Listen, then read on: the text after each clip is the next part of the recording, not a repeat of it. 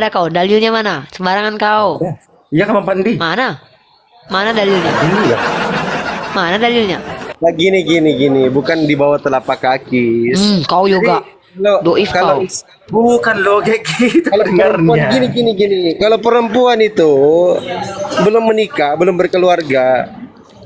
Jadi itu surganya ada sama orang tuanya dia, ada sama ibunya. Kalau sudah menikah, itu surganya perempuan itu ada pada suami, gitu. Sepakat aku kalau gitu. Nggak ada pada dompet. Iya pada dompet suami lah surganya istri. Jadi kalian pikir kalian bawa kami ke rumah kalian terus kalian masuki dompet. Bukan yang ngisi dompet kalian kasih kami. Kami kalian masuki dompet. Ih pandainya kalian. Gak ada cerita perempuan matre. Duit itu kebutuhan. Suka mula. Ya itu perempuan selalu benar, selalu iya, selalu oke. Kayak gitunya. Nangis kau. Makanya kau jadi perempuan lah enak. Enak jadi perempuan di Islam. Perempuan wajib mati. Tengok kalian ya. Di Kristen kalau perempuan tidak boleh mengajar pakai baju monja karena nggak boleh pakai baju mahal. Nggak boleh pakai emas kalau ke gereja. Baca ayatnya tuh dalam kitab Korintus. Aku tidak mengizinkan perempuan memimpin laki-laki dan mengajar. Kami jadi ketua partai aku boleh. Enak jadi Islam itu. Perempuan boleh menjadi ulama. Barang siapa yang merawat 2 anak perempuan, pahalanya besar. Enak jadi perempuan di Islam. Kalau setengah perempuan gimana, Bo? Kalau setengah perempuan gimana, Bo? Kau mau kawin sama si Rasmi kau. Setengah perempuan setengah gimana? siluman. Kau berdosa kau. Iya. Perempuan itu adalah makhluk. Tidak ada kata-kata yang bisa kuungkapkan. Beda di Kristen, perempuan itulah yang berdosa karena dia yang tergoda, kata Paulus. Enak aja, kalian yang makan buah, kami pula yang disalahkan. Itulah lucunya kan, kitabnya orang Kristen. Adam yang makan gara-gara dihasut sama bininya. Hawa pula yang disalahkan. Ada aja. Beda kalian sama kami Islam. Islam perempuan tidak pernah salah, tau kalian?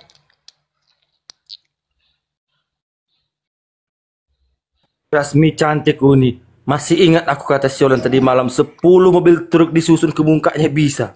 Tengok lagi itu. Jahat kali kau. Jahat kali kau. Kau mau disemong kau. Yang bilang Siolan yang bilang lo. Jahat kau. Aku mau makan lah dulu. Gak ada cerita-cerita kita ini. Gak ada tema gitu. Aku lagi gak mau kajian loh. Aku lagi pengen menghayal aku. Gak tahu mood aku lagi gak bagus untuk debat diskusi akademis loh hari ini loh. Pengen ku cakar-cakar aja rasanya. Alis aku udah simetris. Gak tinggi sebelah ya? Bahas Syiah. Syiah itu artinya pengikut. Uni sok keren padahal hatinya nangis. Apa yang bikin hati aku nangis? Orang banyak sayang sama aku. Makan tinggal makan. Tempat tinggal gak mikirin lagi sewanya. Apalagi yang bikin aku nangis? Anak aku cantik-cantik, dua-duanya sehat. Apa yang mau bikin aku nangis? Dadah ya kalian. Uni senyum dalam hati sakit. Inilah Oten ya. Aku tahu sakit hatimu mendengarkan kenyataan yang kusampaikan tadi. Aku tahu itu pedih rasanya memang. Tapi anggaplah itu jadi obat ya. Kau anggaplah waktu kau luka dikasih betadin, kan perih rasanya kan sembuh. Jadi omonganku tentang Tuhanmu itu memang menyakitkan. Siapa yang mau punya Tuhan miskin coba minta-minta? Siapa yang pengen punya Tuhan? Nek keledai senang kali dia loh. Kebayang gak kalian tuh? Siapa yang pengen punya Tuhan pernah meningsoy? Tahu aku. Sedih memang kami bongkar itu. Tapi anggap itu jadi obat ya buatmu ya. Kebayang gak kalian Tuhan kalian lapar? Udah tahu bukan musim buah arah. Ada telepon.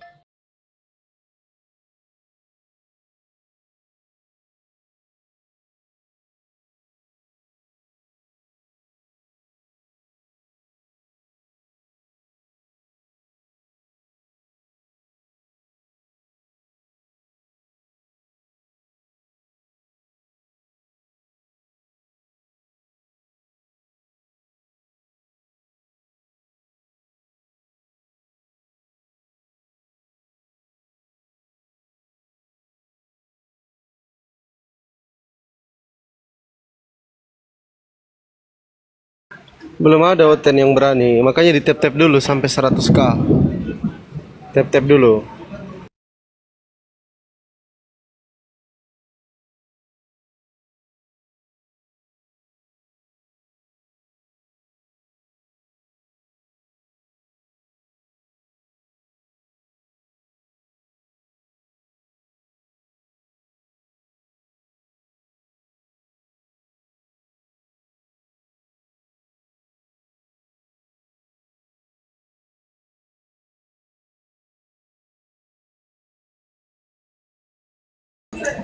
Yo, di tap-tap teman-teman ya. Tap-tap layar.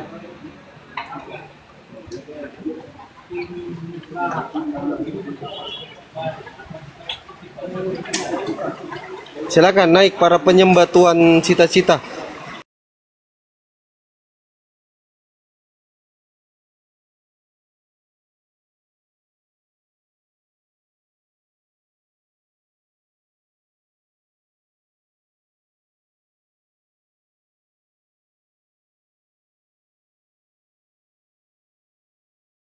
Aku mute dulu bang, bentar ada telepon.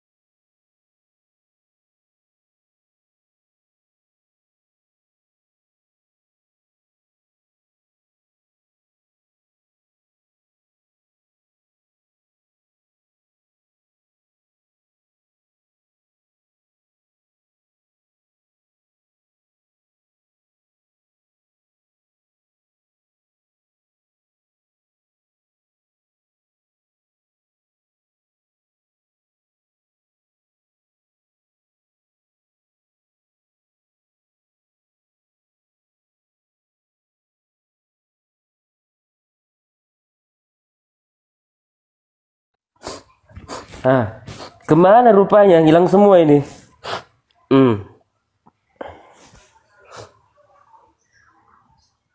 Yoga kemana Yoga? Oh ini. Kemana pula yang punya room ini Bang Fandi ini? Ayo Oten-Oten yang mau naik. Udah ada temanya itu, Yesus Tuhan cita-cita. Naiklah. Lagi sakit aku kak. Nanti aja selawatnya kalau udah sembuh.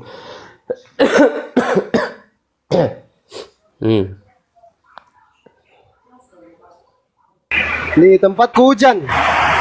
Hujan keras. Aku mute dulu. Iya.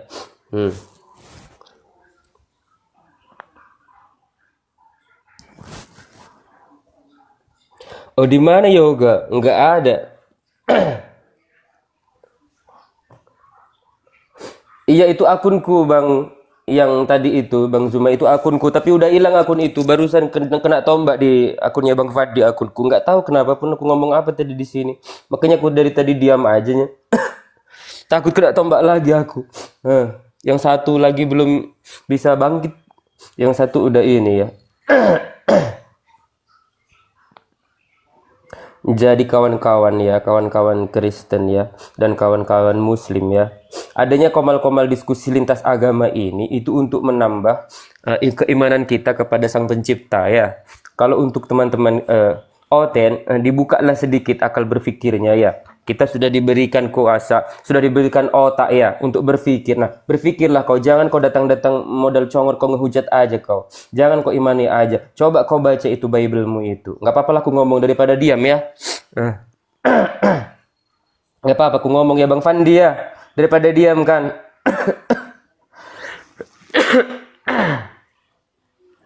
Salah pula nanti aku ngomong.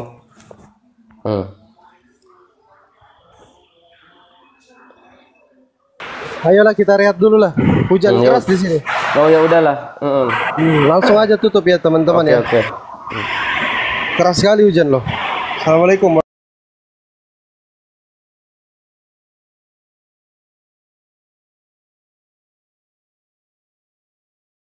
Ada orang menyimpan akalnya karena faktor X, faktor kemalasan, faktor sudah udah cukup di sini aja begitu. Jadi manusia itu Bang, akal itu tiap hari harus dipakai, jangan diparkir. Akal itu harus diasah terus. Paham sampai sini Bang? Berarti yang Anda maksud tadi tolak ukur akal manusia itu sepertinya kalau menurut keterangan Anda kayaknya nggak ada yang bisa kita buat suatu tolak ukur. Ya tolak ukurnya mudah Bang. Tolak ukurnya mudah sekali gitu. Karena apa? Semua orang ingin jadi presiden, semua orang jadi miliarder. Tapi tentu kan tidak semua orang arah ke sana. Tidak ada orang saya tanya, kok cita-citamu mau jadi miskin nggak? Nggak ada. Semua mau jadi kaya raya. Apa yang mengasah di sana ya? Akal dan usaha. Tadi kan Tuhan menciptakan manusia memiliki akal yang sama. Apa berbeda-beda? Sama ya, toh? Akal yang sama, tapi tidak semua manusia bisa menggunakan akalnya semaksimal mungkin. Oh, berarti ya nggak bisa jadi tolak ukur dong untuk ya mengukur. Justru itulah tolak ukurnya gimana sih Anda ini? Tolak ukurnya maksudnya apa itu? Tadi kan Tuhan menciptakan akal manusia yang sama. Udah? Terus Anda bilang tadi manusia punya tolak ukur untuk mencapai ataupun untuk berpola hidup. Apa enggak itu bertentangan, Bang? Mang, kita ini makhluk Tuhan yang paling sempurna. Kita mensyukuri kita nggak diciptakan seperti nyemot. Kita ini punya akal, ciptaan Tuhan yang paling sempurna. Ya pergunakanlah itu dengan berakal. Iya, berarti kan artinya kan kita tadi kan diciptakan punya akal yang sama. Jadi akal ini kan bisa kita gunakan sebaik-baiknya. Jadi nggak bisa ada ukuran untuk itu gitu kan? Ada ukurannya Bang, ada bisa diukur. Contoh, bagaimana itu? Cara mengukurnya nih ya. Kita sama-sama berakal nih.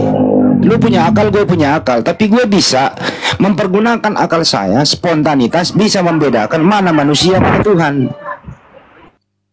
Itu akal Bang. Yang bisa membedakan manusia dan Tuhan hanya akal. Disertai dengan akal ini mencari referensi. Sebuah kitab, dibaca itu. Akal. Ada akalnya kan, mohon maaf. Anda akalnya di mana? Coba, fungsi akalnya di mana? Anda nggak bisa bedain mana manusia, mana Tuhan. Nah, kita sama-sama berakal. Berarti akal berbeda-beda dong diciptain sama Tuhan kalau gitu. Akalnya sama, cara mempergunakannya yang berbeda. Astagfirullah. Oh, berarti justru karena itu nggak punya tolak ukur dong kalau kayak gitu. Itulah ukurnya karena lu yang malas belajar. Gua masuk aja deh. Itu bukan tolak ukur namanya. Terus Bang. Apa namanya itu? Itu namanya prinsip, Bang. Jadi semua manusia kan punya akal yang sama diciptakan oleh Tuhan. Terus? Kalau dia pergunakan prinsipnya untuk mempergunakan akalnya dengan baik, berarti ya nggak punya tolak ukur dia. Sama derajatnya gitu loh. Artinya walaupun tadi kita mengatakan ayat tamat SD. Ya nggak mungkin lah kita berangan-angan jadi presiden. Ya nggak juga sih Bang kalau menurut saya. Ya. Lu cuma sekolahmu sampai SD bercita-cita jadi presiden. Iya nggak mungkin juga dong. Itu cita-cita logis apa tidak? Ya tadi abang bilang kalau kita mempergunakan akal itu Ya dengan lu jawab. baik. Sekali-kali lu ada interaksi kayak pakai akal. Kalau gue nanya, itu cita-cita logis nggak? Lu cuman sekolahnya SD ingin jadi presiden. Ini logis apa enggak? Logis lah, logis Nyam- saja. Sampai kapan lu bisa jadi presiden? Sedangkan syarat menjadi presiden sekarang minimal harus S1. Itu kan administrasi, Bang. Ya itulah akal yang Astagfirullah, ini jangan orang. samain akal dengan administrasi. Itu administrasi, Bang. Cita-cita ingin jadi jenderal bintang 4 enggak masuk militer. Gimana kau ini? Aduh ya Allah, nih anak. Itu kan Gimana gua? berpatokan sama administrasi, Bang. Ya memang harus jadi administrasi, Bang. Itulah akal di situ difungsikan Enggak, melalui jangan pendidikan disamain formal. administrasi sama akal. Ya udah Abang deh, terserah deh Abang deh mau kemana kek. Ya silakan bercita-cita Bang, nggak usah sekolah. Abang cita-cita jadi PNS, nggak usah sekolah ya Bang ya. Itu dia. Abang nggak usah sekolah, cita-cita ingin jadi PNS. Abang nggak usah sekolah kedokteran, cita-cita ingin jadi dokter praktek di rumah sakit. Ya Bang ya, nggak usah ya Bang ya. Oke, gini. Nggak usah Bang, nggak usah. Abang Tadi udah abang cukup, tinggal di rumah. Ya cita-citanya tinggi, nggak usah sekolah, nggak apa-apa Bang. Jadi Bukan abang nggak itu perlu- kesimpulannya, Ntar dulu, itu kan Bang. kesimpulan Abang nggak perlu baca Bible, abang nggak perlu membaca kitab Anda, tapi pintar Ya kan? menerangkannya. Ya silakan Bang. Itu kan abang berkesimpulan sendiri namanya itu. Tadi ada yang ngomong kayak begitu. Saya SD cita-cita jadi presiden kan? Anda udah ngomong begitu tadi. Benar. Ya, ini nyampe nggak itu? Logis nggak? Kalau akal saya yang diciptakan oleh Tuhan, saya gunakan dengan baik ya bisa aja. Kenapa tidak? Ijazah SD mau jadi presiden, nyambung nggak tuh? Itu administrasi, Bang. Nyambung kagak? Itu Gue bilang. administrasi. Nyambung nggak tuh?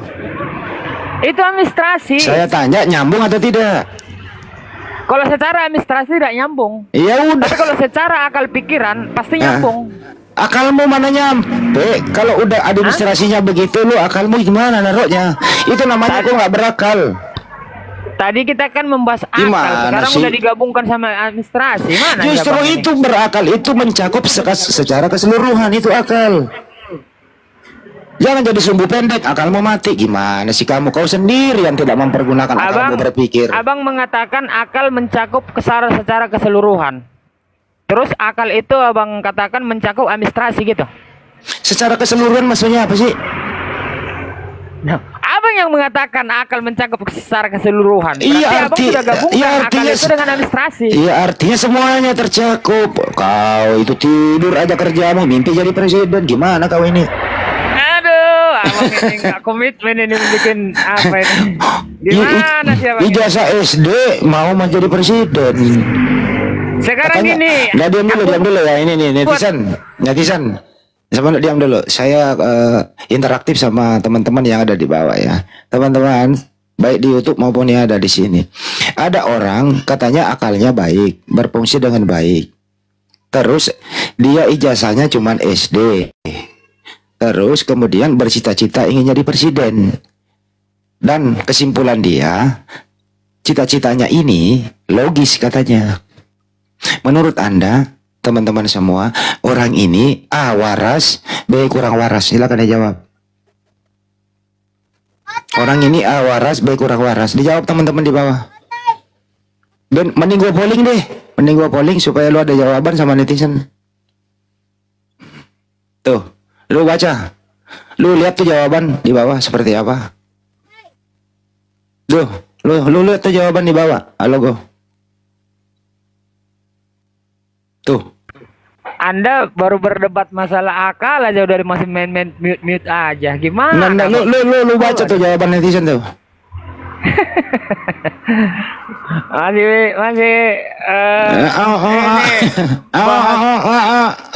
Lu baca netizen tuh jawabannya apa tuh? Anda waras apa kurang tuh? Baca tuh. Ya hanya orang gila, tidak waras. Ya sekolahnya ya sampai SD, cita-cita jadi presiden, itu orang gila. Orang gila itu.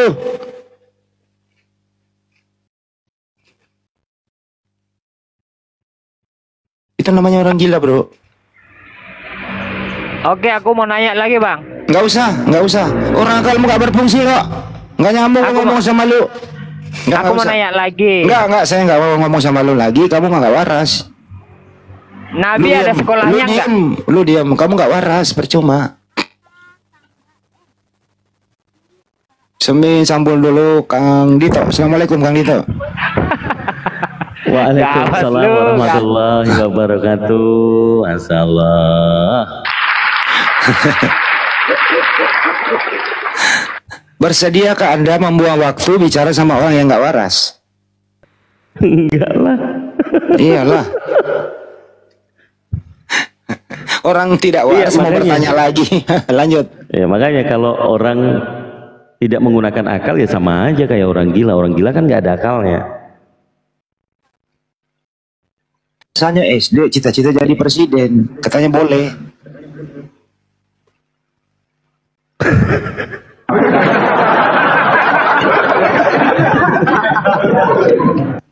Ya nyari yang waras saja lah Bang Andi. Kacau nih bocah-bocah kayak begini. Ya manusia kan diciptakan sudah terangin, itu pakai akal. Kita dikasih akal, ciptaan Tuhan paling sempurna. Justru akal inilah yang dipergunakan supaya kita ini tidak terbelenggu dari kebodohan. Tapi akalnya berfungsi loh. Bedain antara uang 100.000, 50.000 akal masuk. Tapi giliran secara makro, apalagi secara akidah, akalnya mati. Bedain manusia dan Tuhan aja akalnya mati kok. Apalagi SD, jasanya mau jadi presiden. Tadi udah nyambung dia administrasi yang nggak masuk. Ya udah nggak masuk. Ya dipaksain lagi. Ya udah sekarang lu bercita-cita jadi presiden. Dengan ijazahmu yang SMA lah gua kasih atau S1 deh.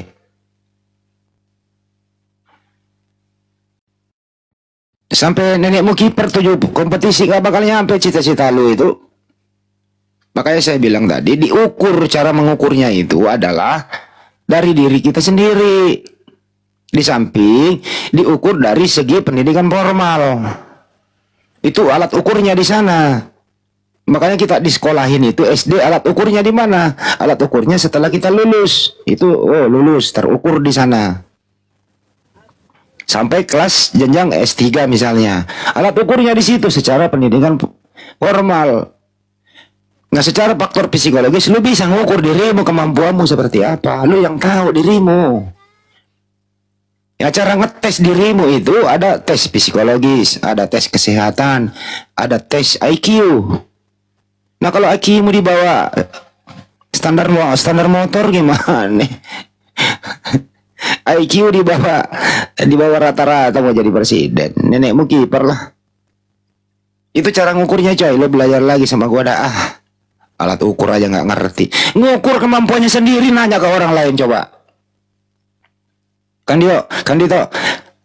Kemampuannya sendiri ngukur dirinya sendiri ditanya kepada orang lain. Ya kita di sini nggak bisa menilai coy. Lu harus bebas. Lu harus ke rumah gua dulu gua tes. Dasar kucluk. Ya gimana mau menilai, kenal aja kagak kan gitu ya. Ciao.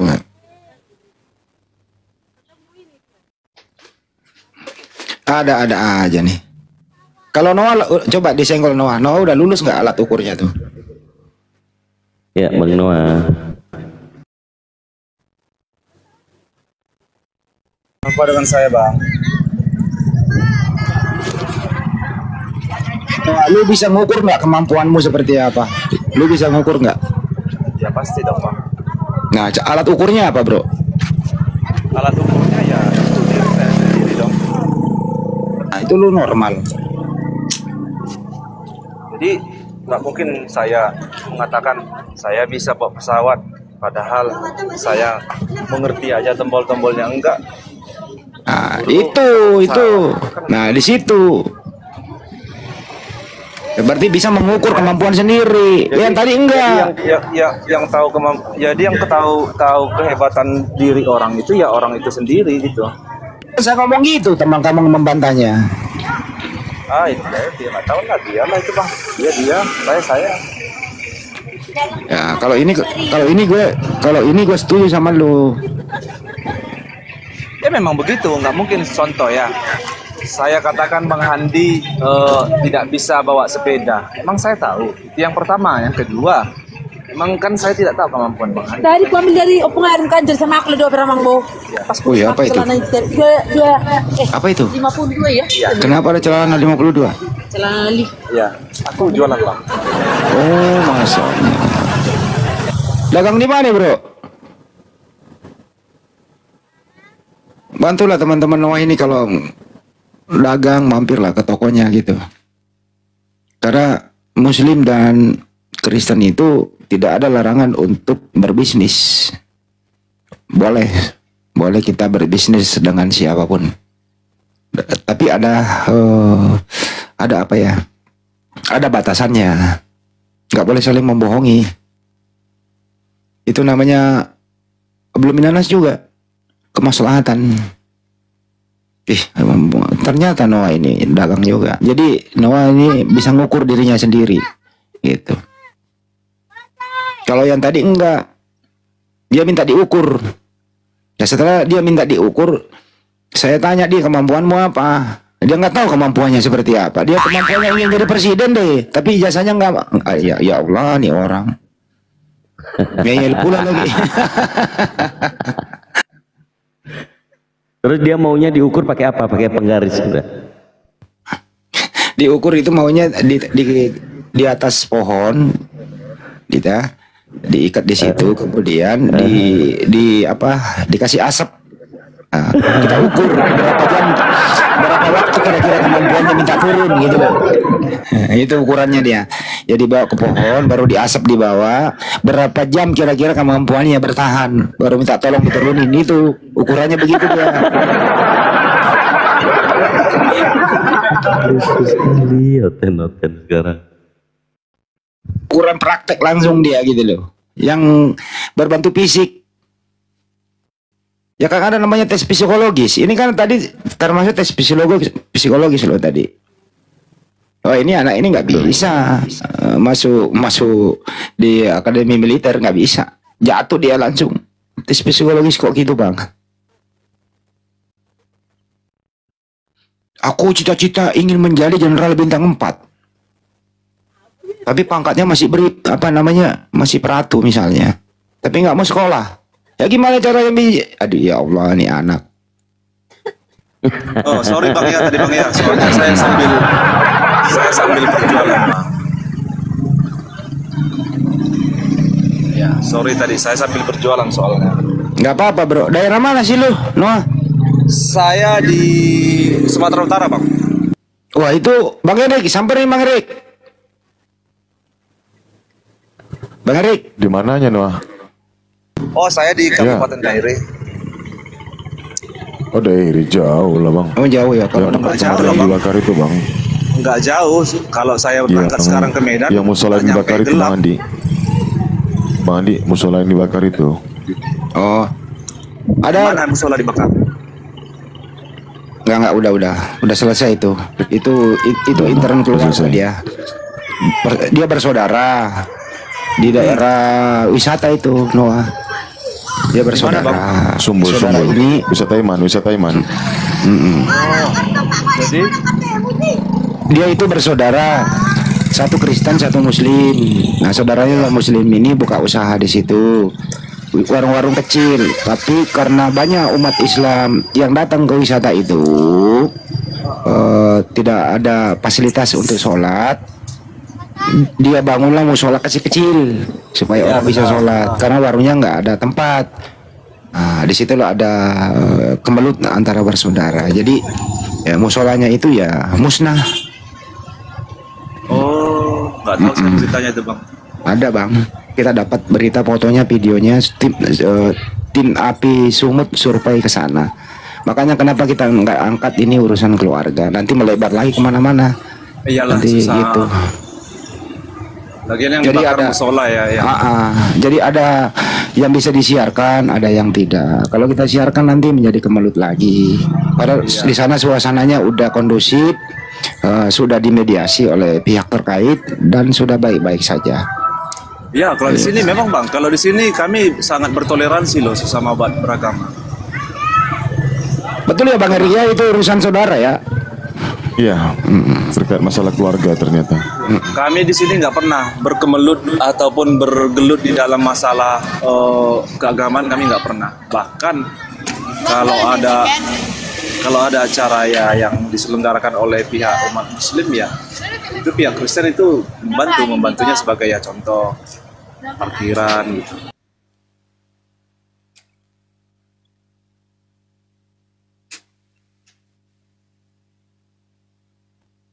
Coba ngomong dong, aku nggak kok speaker saya nggak kedengaran nih. Bang Erik, coba ngomong dulu. Kok suara saya nggak? Iya. Ya udah. Cek. Iya. Speaker saya nih. Handsfree-nya kayaknya.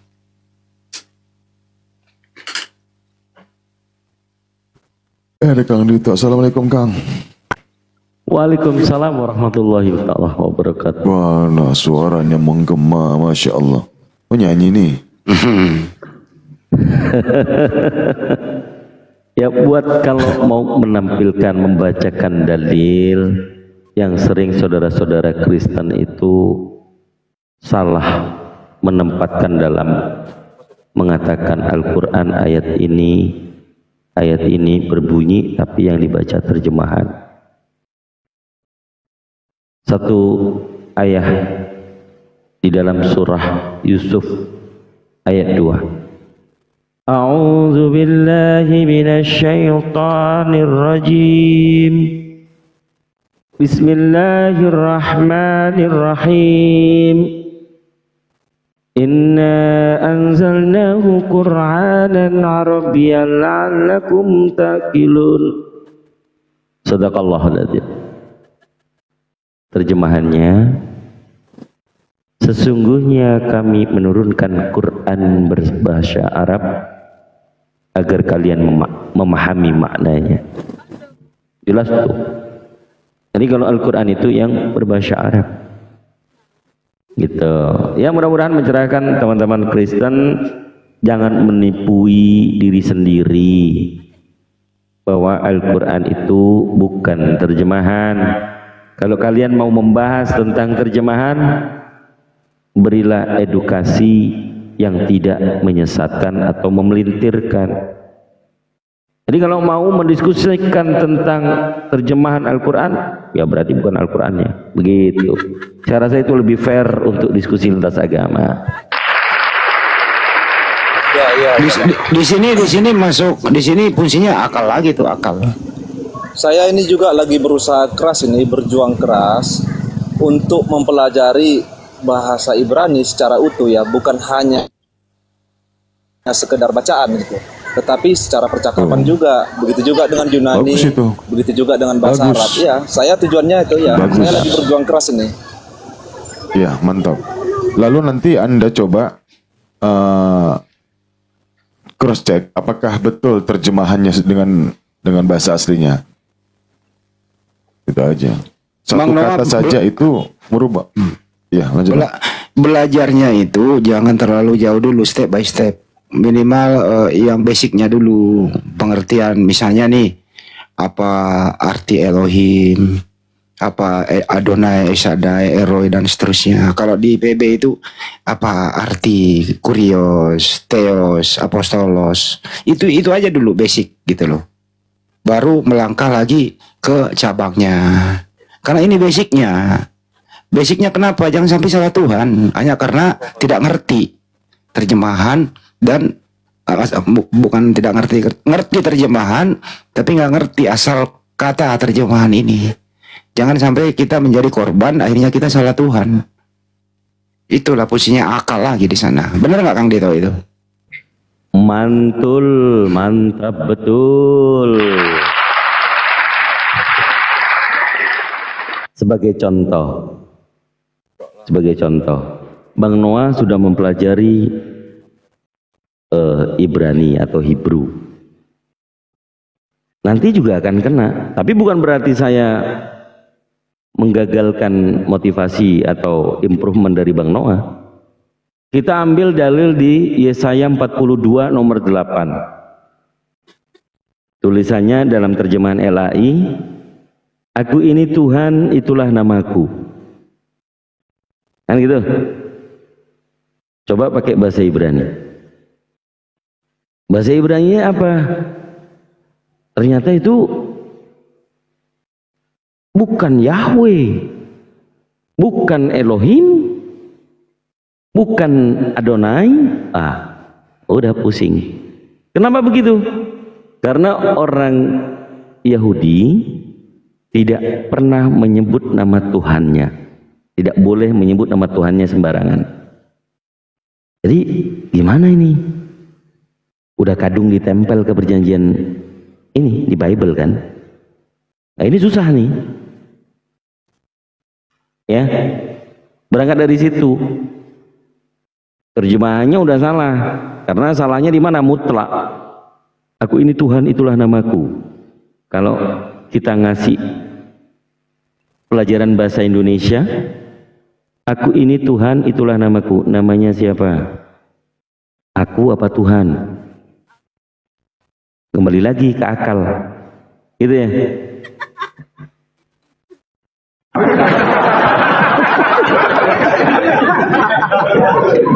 Jadi kontradiksi dengan pemahaman kaidah bahasa Indonesia yang baik dan benar. Tuhan itu gelar. Tapi di LAI menerjemahkan menjadi nama. Proper name. Nah gitu. Ini ya mungkin memang agak sedikit mengacaukan. Bagaimana orang berilmu dengan yang tidak berilmu itu akhirnya kelihatan. Gitu ya. Atau kembali lagi kita persepsikan bahwa orang beragama itu tidak berakal terlebih dahulu. Orang gila nggak berakal, dia pun bisa mengatakan dirinya beragama Kristen. Ya maaf ya, bukan menghujat, tapi ada poin plus bahwa orang gila itu kan nggak berakal. Suruh kemana dia ngikut, suruh kemana dia ngikut. Karena apa? Mengimani kan gitu. Begitu abangku. Setuju itu. Jadi bedakan antara berakal dan akal-akalan. Beda loh itu, mengakali dan berakal. Itu beda makna. Contoh sebuah terjemahan yang sering concern saya belajar waktu masih kuliah dulu ya. Kok ada terjemahan itu hanya berbeda huruf kapital saja. Misalnya T-nya huruf besar semua itu Tuhan, maknanya beda. T-nya huruf besar saja, maknanya beda. Tuhan huruf kecil semua, maknanya beda. Allah huruf besar semua, maknanya beda. A-nya saja huruf besar, maknanya beda. Huruf kecil semua, maknanya beda. Ini namanya akal-akalan. Akal-akalan, bukan berakal ini orang menerjemah. Bagaimana mungkin hanya berbeda cara ya untuk tulisan indah atau menghormati bahasa Indonesia penggunaan kata berbeda makna. Kagak ada beda makna itu. Misalnya di jalan itu ada stop, itu stopnya huruf besar semua. Terus ada stop, S-nya saja besar. Beda makna, kagak bisa. Ya stop ya stop. Mau huruf besar, mau huruf kecil. Hanya faktor keindahan saja, etika dalam penulisan bahasa Indonesia saja di sana. Faktor kesalahannya begitu. Tapi ada penerjemah yang membuat pemakainya jadi korban. Korban dia. Dalam diskusi kasihan kan dia. Mempertahankan dia korban, dia yang membela. Terus yang menerjemah diam-diam. Diam-diam makan di tempat. Jadi sebenarnya yang menjadi korban ini adalah jemaatnya yang mempergunakan atau user yang membelinya itu, termasuk Noah jadi korban. Mana mungkin, ya Allah, diterjemahin kok huruf besar huruf kecil saja beda makna. Kenapa? Karena ada sesuatu yang ingin dicapai, yaitu apa? Sosok manusia ini ya disetarakan dengan Tuhan pencipta. Di situ naik pangkatnya. Yang nggak bisa naik pangkat. Nah, coba Bang Noah pikirkan gitu loh. Bahwa apa? Ya terjemah saja. Ya Theos ya Tuhan. Mau huruf besar mau huruf kecil, ya Tuhan adalah Kan gitu ya. Tuhan adalah sesuatu yang maha kuasa ya, dan disembah. Nah, nanti di situ Tuhan orang Kristen namanya siapa? Tuhannya orang Islam namanya siapa? Nah, ini enggak, belum menamai tapi sudah berkutat di situ. Kagak ada kesimpulan. Akhirnya siapa yang menjadi korban? Ya pemakainya lah. Itu loh Bro Noah. Lebih baik lo belajar lagi. Dan kalau bisa kritis dikit. Kenapa kok bisa begitu? Jadi Ya, ini itu. Bang. Ya, Kalau saya jujur aja, memang saya sudah tanamkan di dalam hati saya ingin mempelajari ketiga bahasa ini. Saya mulai duluan dari bahasa Ibrani. Saya mulai duluan dari bahasa Ibrani, bahasa Yunani, dan bahasa Arab. Jadi bukan hanya masalah di ayat-ayat aja gitu ya yang ingin saya pelajari, tapi sampai ke kehidupan sehari-hari. Contoh seperti kita ngomong gini, saya juga bisa menggunakan bahasa Ibrani, Yunani dan Arab. Mudah-mudahan itu tidak, saya tahu ini tidak mudah, tapi ya mudah-mudahan lah bisa saya pelajari itu semua gitu. Untuk mempelajari itu silakan saja. Boleh Anda, mungkin IQ Anda di atas rata-rata, bolehlah.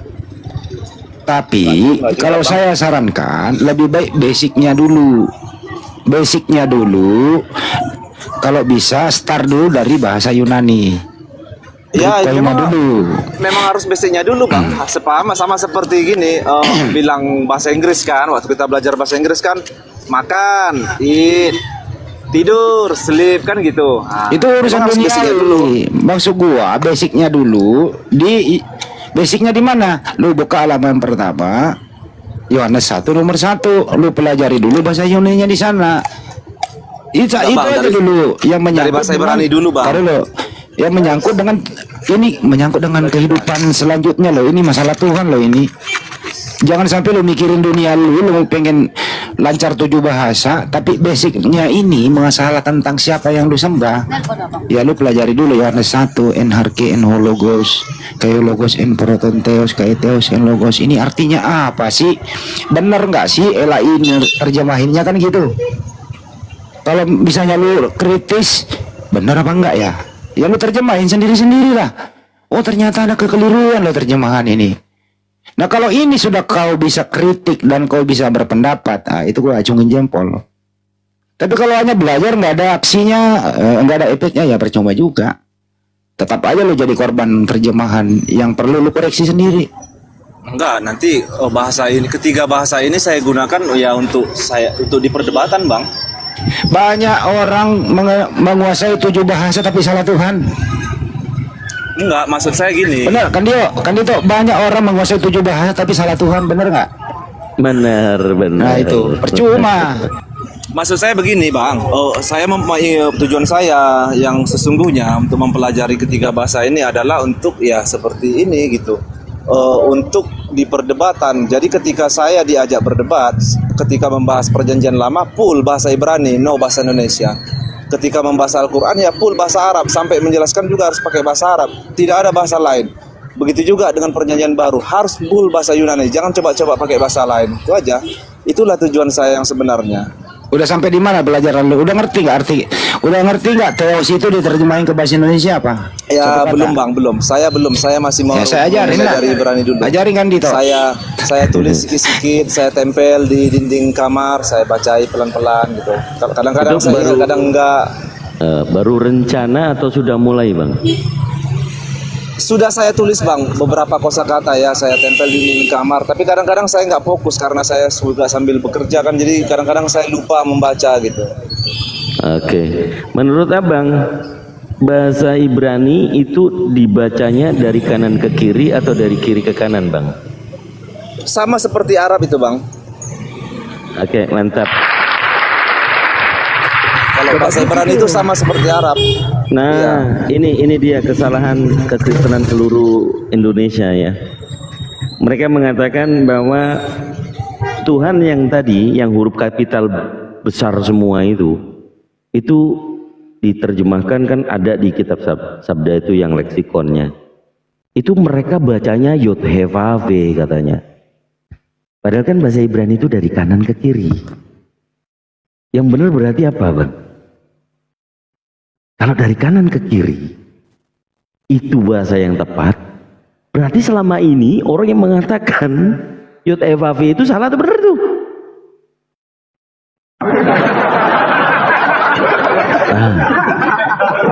Itu Bang Andi. Mantap.